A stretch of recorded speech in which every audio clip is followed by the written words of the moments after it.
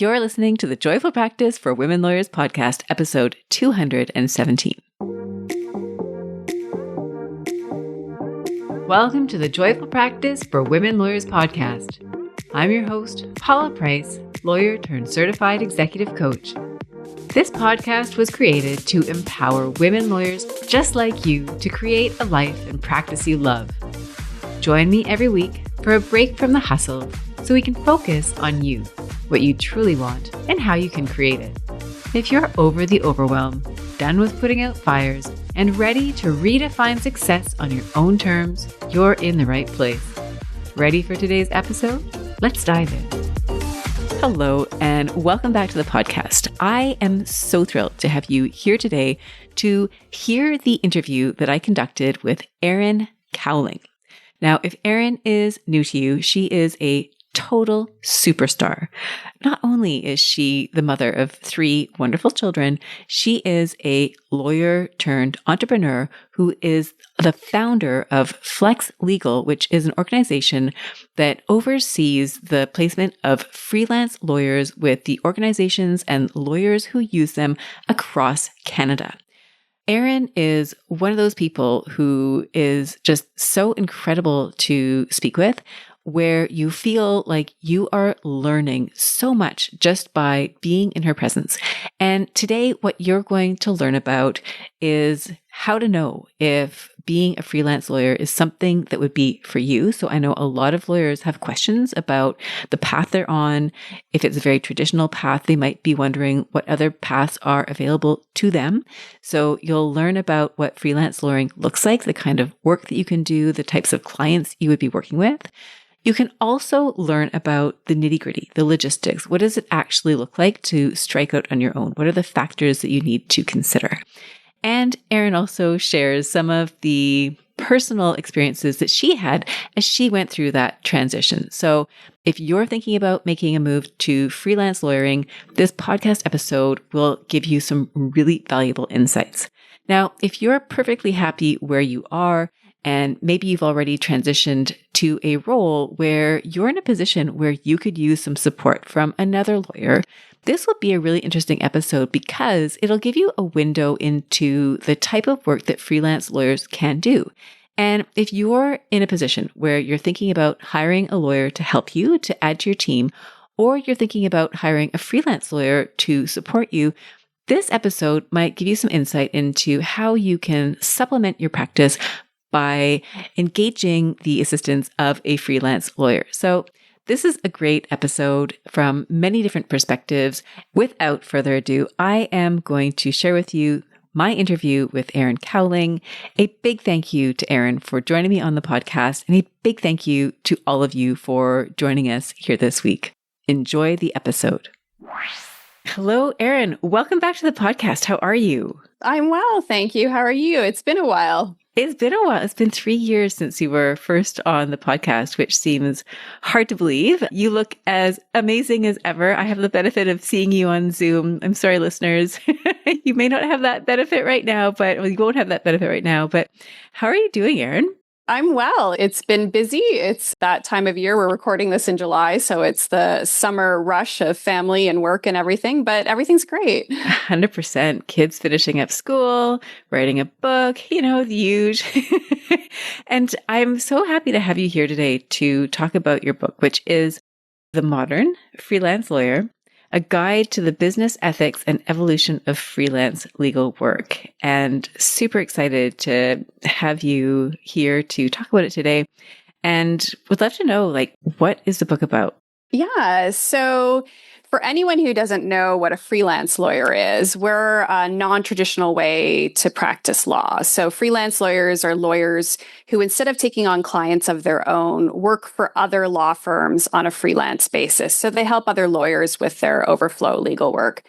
And I used to be a traditional lawyer in a large Bay Street firm, had a brief stint in estate litigation, but before I started my own freelance lawyer practice in 2013. And this book is really just all the information, all the knowledge I've gathered from 2013 to now, running a freelance lawyer practice, getting clients, starting a freelance lawyer platform called Flex Legal Network, work and just all the ethics and the background and the business and the evolution of freelance all in this one book. It's incredible. It, first of all, is a reflection of how you spent the last 12 years. You have gone from starting your freelance practice to now having your firm, your Flex Legal, where you're helping other freelance lawyers connect with law firms and other lawyers who need that support. And so it's amazing to think of all that you've accomplished, in addition to 3 children, which we were talking about before we hit record. I mean, it is no small feat. And I've had the pleasure of reading your book, and it really is a beautiful conversation for anybody who is thinking about what it's like to be a freelance lawyer, what it would be like to sit down and have coffee with you and pick your brain. That's kind of how I felt when I was reading it. And it's this beautiful mix of stories. There's stories about you, about other freelance lawyers, about some of the experiences you've had. And then there's kind of the nitty gritty, the do's and don'ts, I don't know if you call them do's and don'ts, but the information, the checklists. And then there's the story of how you go, right? How you know if it's for you, factors to consider. So I'm so happy to have you here to talk about this, because I think what you're doing is such an inspiration for other lawyers. So many lawyers are asking themselves, what else can I do with my apart from these, categories that everyone seems to know about? Like, what else is there, beyond law firm or government or solo practitioner? What is there? And so I think you've done a really great job of inspiring other people and now providing a resource that people can now learn more about the whole process and what it involves. So hats off to you, Erin. You have produced a really beautiful resource, and I think people are going to love it. So I've kind of given you my impression about, who might like this book, but I would love to hear your perspective in terms of who you had in mind when you were producing this beautiful product. Yeah, I think I had myself in mind when I first started writing it, because I wish this had been there when I started in 2013.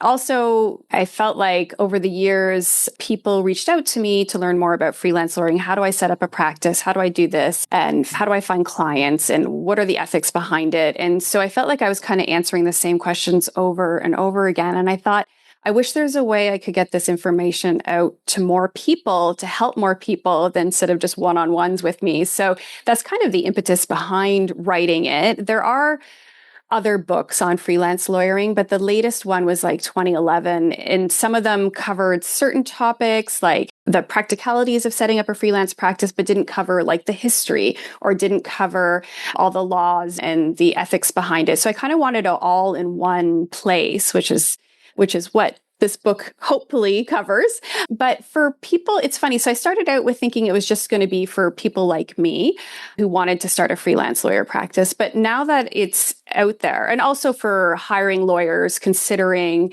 hiring freelance lawyers into their practice, there's a whole chapter dedicated to that, like why you might want to hire a freelance lawyer and the practicalities of going about that. But now that it's out there and people are reading it, I've had even non-lawyers reach out to me and say, this is so applicable even in my life because I started a small business and you're giving such good advice about how to get clients, how to be kind of entrepreneurial, having that right mindset. So what started as kind of a narrow audience, it's kind of grown. And I've had people who reached out who said, I don't think I'll ever be a freelance lawyer, but I don't know what else to do with my law degree. So I bought your book because I just wanted to explore what else was out there. And it's really given me some great ideas beyond the traditional path. I 100% agree, Erin. As I was reading, especially certain chapters of your book, the ones about starting a business and networking and finding clients and all of the practical components of having your own business, because I'm no longer practicing law, but I have my own practice as a coach. And so much of it is applicable to my experience as well. And I love how you've set it up so that someone who's thinking about doing that has a real window into the different stages that you might go through and some of the feelings that you might have about growing your practice and some of the considerations that maybe you didn't have before starting. So I love that not only are lawyers who might want to freelance and lawyers who might want to retain freelancers. Not only are they able to benefit, but other people too who are interested in exploring having their own practice. Wonderful. One of the questions that I think people have, which I gather you've probably been asked a million times, is how people know if freelance lawyering is something that would be right for them. I'd also love to know how you knew it was right for you. Yeah. So there actually is a chapter in the book with a whole bunch of questions for you to ask yourself and kind of guide whether freelance lawyering may be a right fit for your personality or not. But really, I kind of stumbled upon freelance lawyering. I didn't wake up one morning going, I want to be a freelance lawyer. It kind of came out of the fact that I'm a litigator and I hate conflict. I loved the law. I loved figuring out the legal issue. I loved drafting everything. Where I struggled with was dealing with the clients, dealing with their emotional. They come to you at the worst time in their lives. They're going through something very difficult, and you're supposed to be there to help them through that because you have the legal skill set. But sometimes for me, the emotional side of practicing law was too much. Even though I love the legal side of it and the academic side of it, the emotional side was just bringing me down, and I was not in a great place. So for freelancing, it was kind of a stopgap measure. I left my job. I was pregnant with my third child, and I just needed something to do. So I started helping other lawyers I knew with their work. And I talk about this in the first part of the book, but I was just doing the legal work. I didn't have to deal with the clients. I didn't have to deal with the emotional side of things. And I found I was really loving it. So I think if you're like me, and this is not all freelance lawyers, but this is one subset of us. If you're like me who loves the law, not necessarily love working with the clients, this is the perfect career choice for you because you're only dealing with other lawyers and they present you kind of with the legal work and you do it and you hand it off, and it's very project oriented. So it's not like you're on vacation and a file could blow up because you're not managing the files yourself. So that's kind of one thing. I think for people who love working with clients and want to see the file from the beginning to the end, and who love working in a firm environment where they go into the office every day and they're around people, this may not be the right choice for you. I think you really need to love working on your own.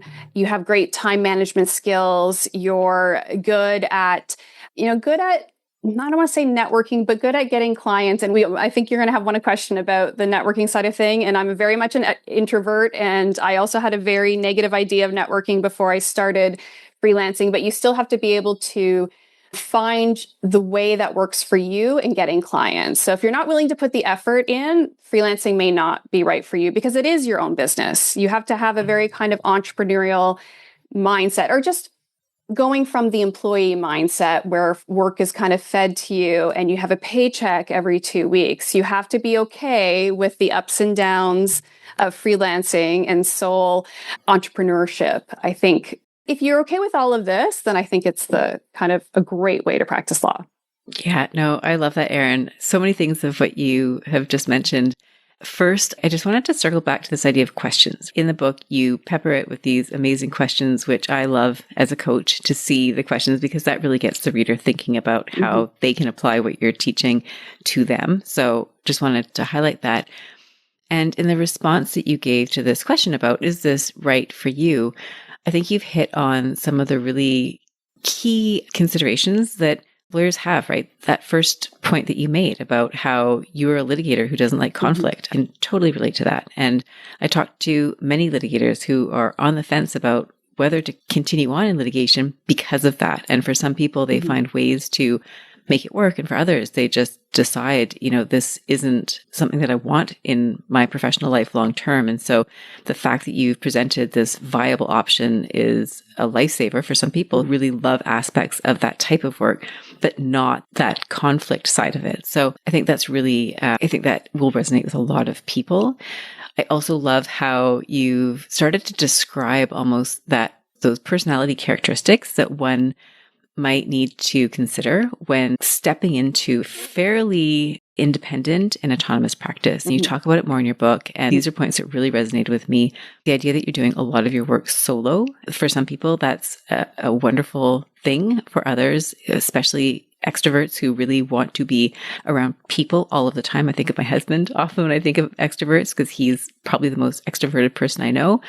It would drive him crazy. For me, it works because I enjoy alone time and I find other ways to connect with people. You talked also about that now you'll be client facing and that you're going to be responsible for bringing in the work, right? And the fluctuations of work, not only in terms of the volume, but also in terms of the financial impact of what that looks like. So I think that very real picture of what it looks like, some people are going to gravitate to that and some people are going to say, no, thank you. This is just not for me. And so I think you've painted such a clear picture that people will be able to know. You've talked about some of the challenges. Are there other challenges that a freelance lawyer might face, especially when they're first starting out? I think the main thing is that kind of mindset shift between employee to being responsible. But once you kind of, I don't know, you kind of get excited once you start thinking, oh, this is my business. I have control over everything. I can dictate when I want to work. I can dictate what clients I'm going to work with. I can pick whichever software I want instead of dealing with whatever software the firm has forced me to use. So there's almost like a freeing element to it all. But challenge, I think, like you're going to be doing stuff you're not used to do unless you've started a business before. You're going to have to learn how to set up an HST account, which really, like if you can graduate law school, you can figure out all of this kind of stuff. So there is a bit of a learning curve. And I think for some people who've never had to go out and get their own business, that might be the biggest kind of challenge too. It's like, where do I even start finding other lawyers to work for? And I do dedicate a whole chapter in the book to networking or finding the right lawyer clients. And really, just to summarize that whole chapter, it's you have to do what works for you. Like, it's not, when I say networking, I used to think it was like a very sleazy, dirty word that, oh, it's all cocktail parties and sales. I'm not comfortable pushing myself on other people. I'm not like that at all. So you have to find a way that works for you. And I had to reframe in my mind what networking really was. And networking is really just making connections and nurturing those relationships. It's just meeting people. And we meet people all the time and we have relationships with people all the time. So when you kind of bring it down to just that basic core, there's nothing to be afraid of. You meet your neighbors, you meet the people on the bus, you just never know where your work is going to come from. So the more people you meet who know what you do, that's where the seeds are planted and where the potential work may grow. Amazing. And have you found that has been, I'm guessing the answer is yes, but that's been an effective strategy for people to then go from being someone who you know to someone who becomes your client? How do you find that transition? Yeah, I think it's just setting yourself up as someone who knows what they're doing and that you're like, I talk a little bit about personal branding as well in the book. So, and you can do this in various ways. If you have a website that talks about your experience, I think that's part of the trust factor. Lawyers, we're not as trustful as some people. We're a little skeptical, especially lawyers who are thinking of hiring a freelance lawyer, which isn't necessarily a traditional thing to do. So trust is huge. So to go from someone you know, an acquaintance you met at a conference, to convincing them to be your client, there's got to be a huge trust factor there. And that can be, like I said, a website. It could be an article you've written. It could be a blog post. It could be just having a conversation with you. That's why I find some of the best ways to get lawyer clients is just meeting them in person. And I feel like you can build that trust a little quicker rather than sending a cold email to some lawyer saying, hire me, I'm a freelance lawyer. Yeah, I love that, Erin. And it's so funny because as you're talking, I'm thinking about lawyers that I work with. And I suppose that's similar, right? Something that you said in your book, it was about how you really love that the work that you do is able to support other lawyers by freeing up their time to, I think you gave the example of attend a violin recital for their children. There's this service of peers that is really rewarding. And I think when it does come to marketing, first of all, I'm 100% on board with re-characterizing what networking means. I think it has such negative connotations associated with it. And it's unfortunate because it turns people off of doing something that they might otherwise really enjoy if they could find a different way to do it. As you I think, correctly say it's really about nurturing relationships, building and networking. Sorry, building and nurturing your relationships and finding ways to let people know you can help them. So I think some of the things that I've seen as an entrepreneur about marketing and sales and how to, close the client, et cetera, I don't think it necessarily applies when the clients that you're seeking to work with are lawyers. There's a different flavor almost of relationship that is formed, and that leads to the trust, which then leads to, okay, I'm willing to give you a chance and see how we can collaborate to create what it is that we're trying to build here. So thank you for that. In terms of the benefits, you've highlighted some of them. What do you find are some of the greatest benefits of being a freelancer? Yeah, so I interviewed quite a few freelancers for the book, and I think the majority of the answers was flexibility and control. Just to have the flexibility in your life and the control over what kind of work you were doing. Like, freelance lawyers may not ever be as wealthy as an equity partner on Bay Street, but we're wealthy in other ways. We have wealth in time, we have wealth in control, we have wealth in, all the freedom that may not come with the equity partner responsibilities. So I think that's just kind of number one. And also for anyone who is kind of like a lifelong learner, like myself, just the work is really interesting because you're working with a variety of different lawyers who may work in different ways and have different types of clients. You're always learning. And that was part of the reason why I liked being a litigator as well, was just the challenge of the legal work that came across your desk. And so that's the other benefit, is just really not having to deal with the clients, but still get the challenging work, have the flexibility and control. It's just, I think those are the top reasons that most people say for freelancing, what the beneficial side of it is. Amazing. And I'm sort of gathering too, for someone like you probably discovered, and I have some questions that I'm going to ask you a bit later on, but a chance to discover more about who you are, right? You have clearly this very creative and entrepreneurial side of you that I don't know how much of that was expressed when you were practicing in a law firm environment, but to be able to lean into that, I think, is also one of those benefits, right? Of going out on your own and seeing what that world looks like, strengths you maybe didn't even know that you had. When it comes to the challenges, when it comes to the benefits of being a freelancer, I would love to know if you have any thoughts on how that shifts over time, like the challenges of getting things set up in the first place and logistics. And as you pointed out, if you've gone to law school, you can probably figure it out, yet it's quite tedious. At least that was my experience, all the, just the paperwork. And then your challenges shift as you get more clients, you have more work, et cetera.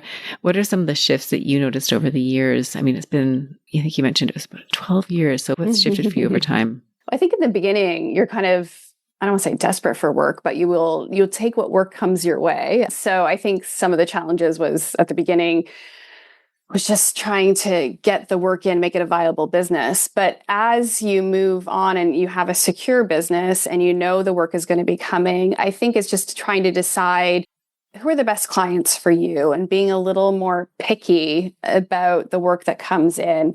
And for a kind of a people pleaser as myself, it's hard to kind of say no and set those boundaries. So I think that was kind of something I really had to work on. And I probably kept some clients on longer than I should have. They were fine.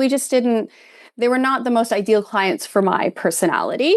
It's hard to really kind of set those boundaries. So that was one of the challenges, was when, as you grow, you get busier and you have to there's only 24 hours in a day and you do have to kind of say no to work. Other challenges, I think, is just time management and managing everything. And I think also you get better at dealing with the ups and downs in a business. In the beginning, you're like, oh my God, I have no work this month. It's awful. And then now you're like, oh, I look forward to the downtimes because I know the work will come.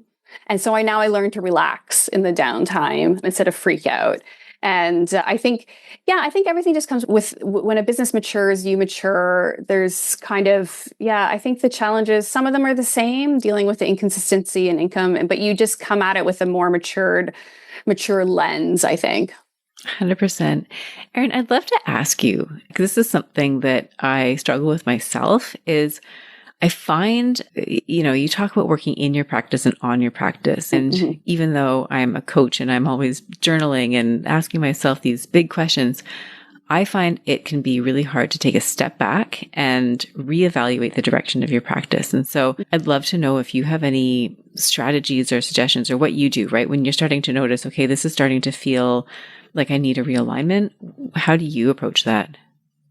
The last Friday of every month, I go to a cafe by myself without my laptop or phone. Well, I keep my phone, but I keep it off so no one can really bother me, and a notebook. And I just I just sit there for hours and just think kind of big picture, not in the weeds as much. And I find that kind of really brings clarity to the business, working on the business rather than in the business, because you really do have to set aside that time. Otherwise, and sometimes, something will come up and I'll miss it and then I'll regret it. Like, I'll be like, I haven't thought about the business in a long time. I think you really just need to kind of set aside that time and make sure you do that. And the best is just not have any distractions.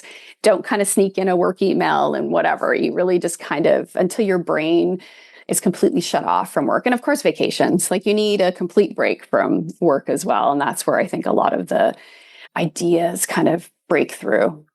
Yeah, I love the idea of giving yourself space for just that thinking and reflecting. And it's funny, tomorrow is Friday and I actually have booked off my calendar and every intention of doing my month end and sitting in a coffee shop and dreaming and scheming. So I love that.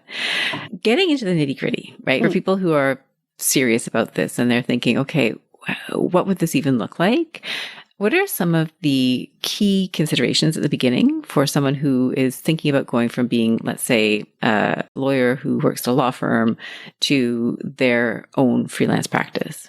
Well, ideally, you would have some financial runoff, some savings to kind of live off. Most businesses, you don't make money right away. I was not in that situation. I think I mentioned earlier, I quit my job when I was 3 months pregnant with no savings really. So I had to be very careful. We went from a 2-income family to a 1-income family overnight. So it is even doable if you don't have a plan set up. We just had to have a very strict budget. But ideally, if you had some kind of savings beforehand to live off, so it kind of lowers the stress level, let's say, when you're starting a business. And really just, I think, planning kind of the vision for where you want to see your practice going. You don't have to spend 20 hours on the most perfect business plan ever. I have a sample 1-page business plan in the book that you can use, but it's really just kind of thinking about, where do you want to be with this practice? Where do you want to be as a person, as a business owner? What's your vision? Who do you want to help?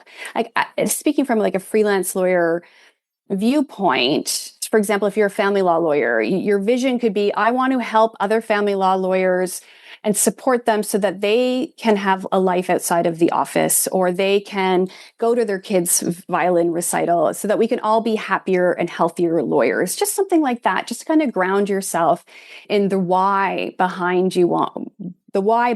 starting a freelance practice, and what you want to see that is different from where you are as an employee at a firm. So some people I've seen go from being an employee at a firm, stressed, burned out, working around the clock, think that a freelance lawyer practice or a sole practice or some kind of entrepreneurial pursuit will be very different, but they don't they don't make that choice to run it differently. So they end up working 24/7 on their freelance practice. They end up working on weekends and evenings and not taking the vacations. And they end up in the exact same spot they were working at a firm for the same reasons that they left the firm. So I think sitting down and kind of making that plan, that kind of vision of where you see yourself and how you're going to make sure that you don't end up in the same spot you were, is key to having in place before you start a freelance practice or any other kind of entrepreneurial pursuit, really. I love that, Erin. There's that expression, I think it's Rumi, who said, wherever you go, there you are. So it's like we create the very thing that we were trying to leave in the first place. That's such great advice. And you have in your book you talk about creating a business plan and you have this checklist of the considerations. And I think it's really useful for anybody who's thinking about, what is the nitty gritty. You walk people through that beautifully. I am going to ask you about the type of work, because I think for someone who's listening, they might be curious about what freelance entails. And you do go into this in great detail. What kinds of work do freelance lawyers, or could freelance lawyers do? Yeah. So the reason I named the book The Modern Freelance Lawyer, because I think freelance lawyering has really changed over time. It really came out in the 1980s in the United States. We saw a real surge in what they then called temporary lawyers. They became so popular that the American Bar Association put out a ethics guideline all about temporary lawyers and how to hire them, how to be one, etc. In the beginning, the work was different. It was mostly kind of, I don't want to say low level, but it was repetitive kind of document review work. And people were very skeptical of freelance lawyers and temporary lawyering. There was actually a book written totally critiquing freelance lawyering called The Temporary Lawyers and the Deprofessionalization of Law, Cheaper by the Hour or something. Like the whole book just... Wow, that is quite the title. It is quite the title. Obviously, I read it and I reference it in the book because I have to give both sides too. But really, the author interviews, and it's mostly document review lawyers and lawyers who once worked on really exciting cases and now are doing document review. So the modern freelance lawyer, not the original temporary lawyers, we do everything and anything a traditional lawyer can do. Thanks to technology, thanks to secure sharing software, really we can help with anything. So yes, we can help with document review, but also if you're a litigator, you can start all the way from pleadings up to helping with a trial, being a second chair on a trial if that's something you want to do. For transactional work, we do everything as well. Like you can be drafting contracts, helping with the transactions. So really it's anything and anything a traditional lawyer can do, a freelance lawyer can do. Oftentimes it's, busy lawyers who sometimes they want to keep the work that they love and then give you the work that they don't love. But it's funny, you'd think that, so for example, when I was litigating, there was lawyers I worked with who loved helping clients with their emotional issues. They would sit on the phone for an hour and they really want to help them through their personal problems and everything, but they didn't want to actually read the case law and draft a factum. They're like, I just want to help my clients, right?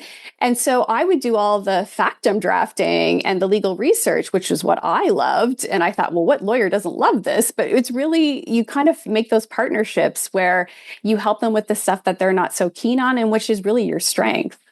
I love that you're able to tailor a practice around the things that, as you pointed out, that you really love, that maybe the person who is retaining you, they don't love to do. So It's amazing. I love it. And a broad variety of work that you can do. So for people who are listening, who are thinking about, could I even do this? Do I have the right skill set, the right background? It sounds like there's such diversity. And so it really is a question of making a list of the things that you would want to do and then figuring out who your clients, which lawyers you would be working with for to then do that work for them. So I think that's really helpful for people who are thinking about it. Question for you. We're now 2025. You mentioned it was 2013, I believe, when you set out as a freelance lawyer. Anything that you would do differently? And I appreciate that at the time, you didn't know yet that this is where you would be 13 years later. If you were to start fresh, what would you potentially do differently? I think I undervalued myself. I think I didn't set my rates high enough, but it's because it was very new back then and I didn't know.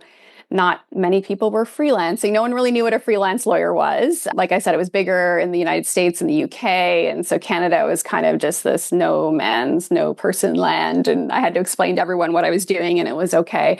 So I really struggled at the beginning of kind of making sure I set my rates properly. So I think I would go back and tell myself, no, you're worth more than this. And I would raise my rates more frequently than what I did as well. I think it's hard. It's hard when you go out on your own to kind of value your own experience and value your own services. I think I probably would have asked other people more, like, how much would you pay for me, like for my experience? And so just kind of get a little more idea of what the actual range could have been. I think I also would have, and I touched on this earlier, I probably would have let go some clients earlier than what I did as well. But you're just, you're starting out, you're afraid that if I let this client go, I might not get another one. But having a little more confidence in myself, maybe, and confidence in my business development and networking skills, because I had that narrative myself. Like, you're not good at networking. People are born networkers. You were not born a networker. You're an introvert. Clearly, you're not good at it. So I had to really kind of break myself free of that false narrative. And so maybe I would have told myself to work on that as well. Amazing. Erin, I really love how you're sharing this because I find it resonates so strongly, right? If I look back and still, right, the question of, I think of money mindset. That's kind of the terminology that comes to mind for me, which is a very real thing. I had to make some major adjustments. I still make adjustments in the way that I think about money because as an employee where you're receiving a paycheck, you never really think about how much you're charging somebody for each individual thing that you do. You may, as a lawyer who records time, have that narrative going on in your mind. How much do I put on my timesheet when I'm recording my time for a particular file? Or you might be dealing with the invoices directly with your clients, but you're doing so under the name of the firm, right? The firm that has its policies and procedures and the rates that the firm sets, et cetera. And so to go from that to stepping into your own business, you're now taking responsibility start to finish, right? You're setting the rates, you're having the conversation with the client, you're drafting the invoices, you're sending the invoices, you're collecting the invoices. So it's a very tangible face-to-face, or your face, the client's face interaction with money that so many, I had never had that experience. And so you do need to get used to it. And if you've never done it before, there's a learning curve there. I do believe that it takes us time to become the people that can do that. So, I love that it's advice that you are giving yourself 13 years ago. And I think there's also something to be said that it's through those experiences where we develop the strength and the confidence to say, okay, you know what, like doing this again, I would do it differently. And it's probably a great reason for people to be looking to people like you as a mentor and an author, someone who can give them the lowdown. Here's what I would do differently. It might help them then have the confidence to do the same themselves. And in your book, you've got so much great information about that and, talking about raising your rates with clients, things that I think are uncomfortable if you've never done them before. But the fact that you can show, here's how you do it, gives people that confidence to then go ahead and take that next step. Erin, you do such a beautiful job of all the nitty gritty and the logistics in your book. And so I'm going to skip to the final kind of theme really interested in covering in our interview today. And I think everyone will also be very interested, which is more about you as the person who has gone from, okay, maybe I'll go and get some work while I'm on mat leave, to how many people are now being connected through your firm? How many lawyers are on a freelance basis with you? Yeah, we have about 80 freelance lawyers, and we have lawyers in every province in 2 of the 3 territories. And we have clients all across Canada, but not all the freelance lawyers work full time. So sometimes there's send me a project once a month or every other month kind of thing. But yeah, we've definitely grown. We started with 3. Incredible. And do you have in terms of the number of employers, is that, I don't know if it's information that you want to share or you... Oh, number of law firms that we've worked with? Like firms and organizations. We've worked with close to 500 law firms across Canada. Incredible. Some of them are sole practitioners, some of them are large firms, but yeah. Incredible. And so you are this incredible hub, because one of the challenges people face when they go out on their own is where are the clients? Who are the clients? You talk about this beautiful synergy of wants and needs, where you've got the litigator who wants to talk to the client on the phone and deal with the emotional side. You've got the litigator who actually just wants to go and write the brief. And so the fact that you're able to be the connection point is incredible. That's absolutely incredible. And so I'd love for you to share with us about what it's like for you as a person to go from thinking about it to now being at the helm of this incredible organization. You're doing amazing work. You're helping people on both sides of the equation. And so, one way of asking this question is to ask what you've learned about yourself through the process of first becoming a freelancer and now being at the head of your organization. What have you learned about yourself through that process? I can figure stuff out. I think I go into these things not knowing anything and I just figure it out. I kind of have that confidence now where I'm presented with something that I've never done before and it doesn't scare me as much because I know I can figure it out. I have that kind of skill set. And starting a freelance practice when no one knew about freelance lawyering, starting a freelance lawyer platform when I knew nothing about business. I have an undergraduate degree in English literature and women's studies. So I think that's one of my strengths is just figuring it out and getting it done. Amazing. What other strengths do you find you discovered about yourself through this process? Being diligent and setting goals, like writing the book, for example, it took longer than I thought it would take, but it's hard to run a business and write a book and raise 3 kids and all that other stuff. So did I want it done in less than 2 years? Yes, but it took me 2 years. But you know what? I got to the point where I said, Erin, are you going to do this or not? And I said, yes, I'm going to do this. And then I thought, well, what do you need to do in order to get this done? And I said, I need time alone to do this. So I rented a cabin in the woods by myself for 3 days last July. And I set an out of office and I just sat and I wrote for 3 days straight. So I just recognized the challenges and recognized where I need to go. And I make sure I set aside what I need to do to get there. Amazing. And just highlighting for everyone, it's that alone time, right? I think we need to give ourselves time to think. I think we need to ask ourselves what we want, what we need, and creating that space. And I don't think we do it often enough, especially when you've got the kids and you've got the business and you've got all the distractions of the outside world. Sometimes it really is. It's a cabin in the woods that gets the job done. So I love that. What about things that maybe you had to let go? I mean, if we're used to doing things a certain way and then our worlds are shifting, are there any aspects of your personality or characteristics or traits or things that you had to kind of say goodbye to in order to move ahead to where you are now? I guess I had to stop caring so much what other people thought of me, maybe, because there is that kind of voice. Why write a book? No one's going to care what you're writing about. No one cares what you have to say. So that kind of just quieting that voice and quieting that, and I think that comes with age as well, where you're just like, I don't care as much. I'm going to do what I want to do. And I'm going to listen to the voice that says, you can do this. This is what you need to do. This is just, this is you. 100%. 100%. Do you think it takes time? I mean, I just turned 48. And so, these are things that I'm thinking about as well. And I don't know that I would have had the ability or the desire or the even thought to do that earlier, that sort of letting go of what other people think, of really trying to identify what is you. Do you think you need that time, or what are your thoughts on that? Like that process? I think it depends on who you are. There's some people I know in their 20s who are way more confident about just doing things their way. And I don't care about the status quo. This is what's right for me. And then there's others of us who maybe have to wait till we're in our 40s before we kind of are like, I don't have to be a traditional lawyer. I don't have to be an equity partner on Bay Street. I can do what makes me happy. So I give a lawyer answer, it depends. It depends on who you are. I think it depends on your childhood circumstances. I think it depends on the support network you have.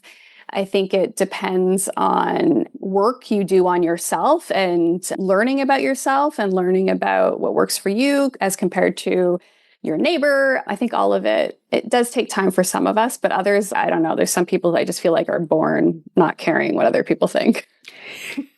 I know those people, and I'm always kind of amazed by their ability to let things just not at all affect them. It's like truly the water off the duck's back. And at the same time, I see it almost like, you hear those expressions about climbing one mountain and then you see another mountain peak in the distance and then you climb that one. And I feel like, especially when I think of you, right? I feel like you've gone through such an incredible journey. You are still on an incredible journey. And so I imagine that what speaks to you is shifting as the path that you're on is also shifting. So thank you for that. I like challenges. I don't know if you've noticed. Absolutely. How else can I challenge myself? I'll start a practice. Need more challenge. I'm going to start a freelance lawyer platform. I need better challenge. I'm going to write a book. So I don't know whether that's a good thing or a bad thing, but. Absolutely. Absolutely. Well, it seems to make you happy. If it makes you happy, my guess is that it's a wonderful thing. On the nature or in connection with challenges, in what ways have you found you've had to stretch yourself the most? Yeah, and I'm not good at this, and I still know I need to do a lot of work. It's asking for help.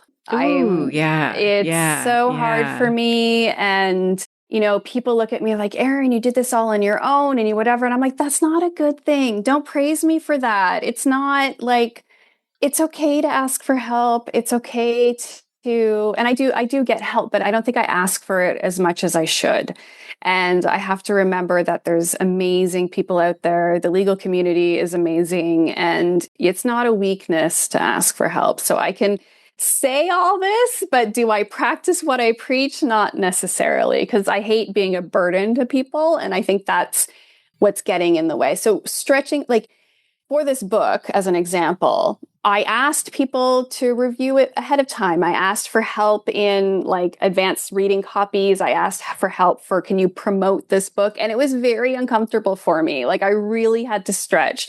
I think if I had it my way, I wouldn't have told anyone I wrote this book. I would have just plopped it up there on Indigo and Amazon and wherever and just like not told anyone at all, because I don't want to feel like I'm a burden. So I've stretched myself that way, but I'm nowhere near perfect on that ground. 100%. How did you do it? Like, what was the motivating force? Because I find sometimes the things that we're willing to do that make us feel so uncomfortable have to have a really strong reason for doing so. What was it that tipped you over?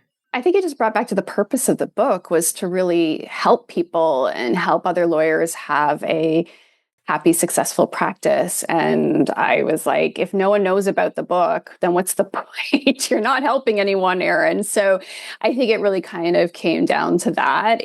So many books are written every year, and it's just noise. Trying to get your book out in all of that noise, you really do need the help. So I think I swallowed my resistance to asking for help because I knew that was the whole purpose of the book. 100%. Good for you. What has surprised you the most? About the book, about life, about what? About yourself, about who you've had to become through this process. What do you find most surprising? Oh, that I'm here where I am doing what I'm doing. Like when I left law school, I thought I would be, an associate and a partner and then retire. And I did not see myself being an entrepreneur. I did not see myself running like a national company, writing a book, any of that kind of stuff. So I think all of this is kind of a surprise, really. Incredible. I have just a couple more questions for you, Erin, before we wrap up. One of those questions being, what are you most proud of? Oh, that's a hard question for me. And it could be anything. Please don't feel limited. No, it's a hard question because I feel uncomfortable tooting my own horn. So to say I'm proud of something, and I don't know where that comes from, but probably some childhood thing. You're not alone. You're not alone at all. Like, you don't want to ever be bragging, Erin. You don't want to be that person who brags about themselves, right? 100%. But at the same time, I ask this question to people as a coach. So many people struggle with it, right? We are so resistant, and yet there's something that is so validating and powerful about thinking about like, what are you? Like, what makes you feel like really good? As we're sitting here, the thought that comes foremost to mind is just making a change in the legal profession for the better. I feel like I've introduced, like, it's obviously not just me, I'm not the only freelance, but I've introduced freelance lawyering in an alternative, non-traditional way to practice law to a lot of people. And I feel like, and introducing that support as the hiring lawyer as well to a lot of people who would not have known that existed. So I think really that's what I'm proud of. When I hear the personal stories, the individuals who tell me I've changed their life for the better, that's why I keep doing what I'm doing. And I think that's what I'm most proud of.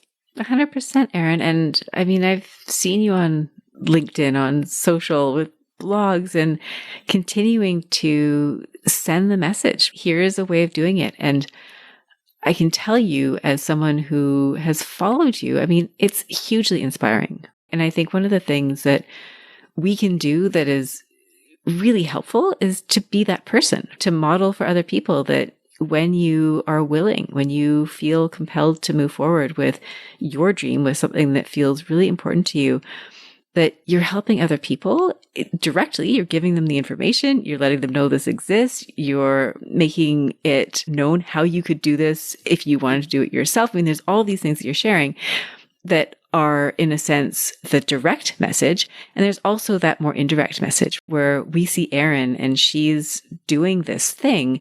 It implicitly gives other people courage to go ahead and do the hard thing themselves. So I think I'm proud of you. It's two of us, Erin. You're doing an amazing job. And I love the work that you're doing. And I think, again, having had conversations with lots of lawyers who are looking for something that's a little bit different, you're giving them that window. Like, you don't have to stop practicing law. If you're a litigator who hates conflict, you don't have to give up on the parts of the job that if you are a lawyer who loves law, but the hours are just not working with your family life anymore, and you want to do something different, if the equity partnership track isn't for you, but you still want to be doing that intense, high quality, complex legal work, there are these options for you. And so just the fact that you've got this collection of lawyers who have such diverse interests, employers who have such diverse needs, and that you're able to put these people together is incredible. So I love what you're doing, and thank you. I think it's a gift for all of us. So we're proud too. And I'm so glad you're here, Erin. Thank you so much for sharing your time with me and with